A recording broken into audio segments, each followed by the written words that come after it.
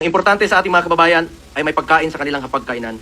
May matibay na healthcare system na kayang tumugon sa pangangailangan ng may sakit, disenteng trabaho at marangal na pagkakakitaan, di kalidad at abot kayang edukasyon, at ang katiyakan at panatag na ligtas silang makakauwi kahit sa gabi. Hindi naman nakakain itong impeachment. Wala nang kahihiyaan ang mga politiko lalo na nang sa kampo ni FPRRD, kahit alam nilang mali ang sasabihin nila, sinasabi pa rin nila para lang may masabi, lumalabas ng sarcasm ang mga ginagawa nila bilang politiko. Isipin mo sabi nila di raw makakain ang impeachment. Nakalimutan nila na ang impeachment ay magiging dahilan upang dumami ang makakain dahil sa pag-angat ng ekonomiya pag natakot na ang mga politikong mangurakot.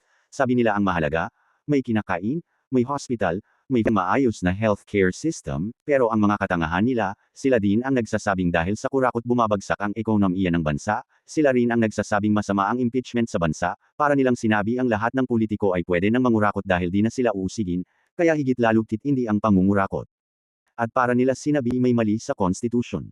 Ano pa kayang kakainin, at epagpapa-hospital. at maayos na healthcare system, kung puro kurakot at bagsak na ang ekonomiya, lalo na nilalabas nila ng bansa ang mga pera nila, ni ayaw nilang gastusin sa kampanya nila, umaasa pa rin sila sa mga oligarch na nagiging dahilan ng korupsyon at pagbagsak ng ekonomiya.